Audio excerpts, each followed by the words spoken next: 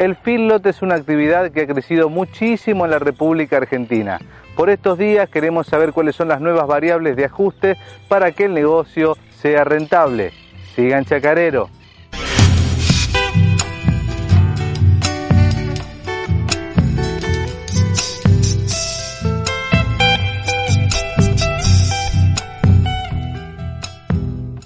Si bien digamos, los primeros filos obviamente se hicieron en países que arrancaron antes con la producción de grano y con los que arrancaron antes con el desarrollo de una industria frigorífica muy potente, que fue el caso de Estados Unidos. Por allá por 1875 un carnicero llamado Franklin Swift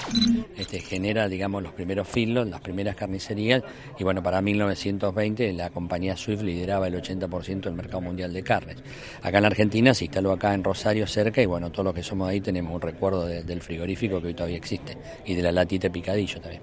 Así que en cuanto a eso fue evolucionando, el pasado del filo en la Argentina es mucho más reciente, mucho más contemporáneo, arranca en 1970, donde arrancan los primeros filos documentados, pero no es una actividad para nada de peso. Por allá por 1990, la intensificación de los sistemas que van generando algo de destete precoz.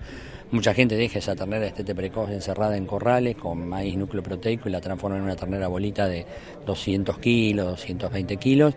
Aparece la cámara de engordadores que nuclea ofreciendo hotelería a un montón de feedlots que se dedican a hacer un consumo muy liviano, de manos de abastecedores y frigoríficos y de algunos productores también que mandan a esa hotelería con el objetivo de no vender el ternero al destete, sino de venderlo algo más engordado y después para hacer un negocio no tanto económico, pero sí financiero, y obtener algo más de plata en julio-agosto y evitar vender productos de la agricultura como trigo, soja y comprar insumos. Entonces se empieza a generar una maquinaria que más que económica es financiera para manejar en corto plazo una plata que no tengo. Entonces se genera una tendencia a seguir buscando los pesos de faena más bajos.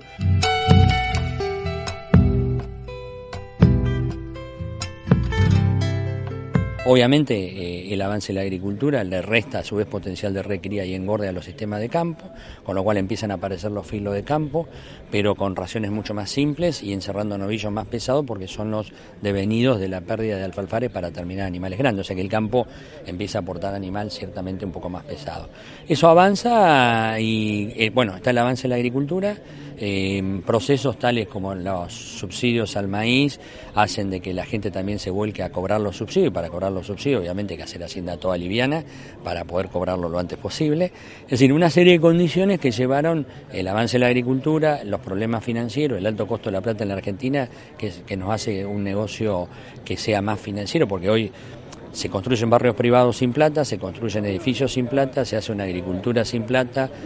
todo a cosecha, y bueno, el ícono de la ganadería es el animal liviano, que generalmente se hace en 90 días y cuyo ternero se compró, se paga en esa época, que también se hace con la menor plata posible. Entonces llegamos a un presente que todas esas condiciones llevan a que el 50-65% de la faena se termine a corral y que el 80-90% de esa faena sea toda hacienda liviana. Con lo cual en cierta medida nos pone hacia un futuro un poquito más comprometido, porque hoy si no aumentamos el peso de faena no vamos a aumentar la producción, pero nos damos en cuenta de que hay un montón de gente que está en la industria del feedlot donde el negocio no es aumentar el peso de faena porque lo usa como un roleo financiero, desde frigoríficos, matarifes hasta productores que lo usan, digamos, como una alternativa para hacer algo de plata a los 90 días, cobrarlo rápido, volver a comprar y hacer lo que sería en la Argentina la clásica bicicleta, que en este caso no es financiera sino feedlotera.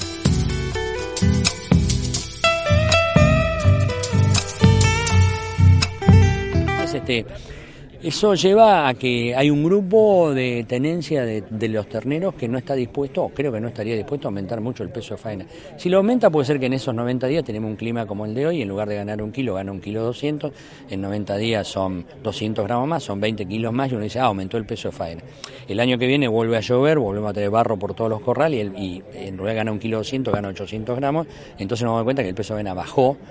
Pero no porque sea una vocación de subirlo o bajarlo, sino porque en 90 días estoy arriesgándome a la condición climática que me toca. Ese va a ser un tema difícil para levantar los pesos. Eso más o menos el 30% de la faena. El otro 30% de la faena, que entre los dos sumaría el 60% de la faena total y la mitad del feedlot, está compuesto por gente que hace otro tipo de procesos que también encierran a corral, que es En el otro extremo, gente que no es la de esta zona, pero que se dedican a producir inmensos volúmenes de comida, cambiaron la agricultura pastoril en alfalfa por agricultura forrajera basada en silo maíz o sorgo o subproductos, y en lugar de hacerlo en muchas hectáreas de pastura, lo hacen en pocas hectáreas de corral, pero el objetivo es siempre el mismo, recriar adentro del corral y después hacer un animal que lo termine engordando adentro del corral. Esa tiene más potencial de aumentar el peso de faena porque son productores que, incentivados por algún motivo del valor del novillo pesado, que de hecho hoy lo hacen no porque estén buscando producir el novillo pesado, sino que lo generan como una consecuencia. Si yo compro un ternero barato en mayo o junio, lo recrío durante 10 meses con silo, lo termino gordo en abril del año que viene, que es donde más vale y donde menos faena hay, y entonces como consecuencia de eso obtengo el mejor precio de venta y, o casualidad, por 10 meses de recría para buscar ese precio, terminan siendo un novillo pesado. Es decir, es una consecuencia y no la causa. Y en ese grupo también tenemos productores más clásicos que en lugar de terminar a pasto y terminan a corral, pero el proceso de recría lo mantienen de alguna forma. Quizás no sea arriba alfalfa, pero arriba de verdeos cortos, arriba de rotaciones cortas, soja, verdeo, soja. Ahora son campos ganaderos que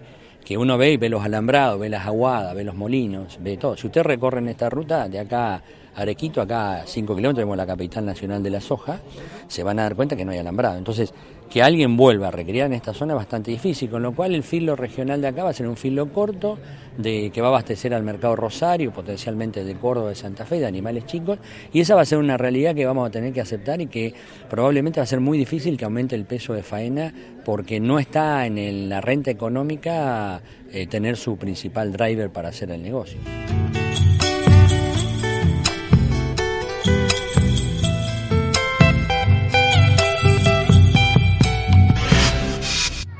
Y nos vamos. Esperamos que les haya gustado la propuesta de hoy. Las semanas que viene volveremos con más. Esto ha sido Chacarero. Hasta la próxima. Que haya buena sombra y agua fresca para todos.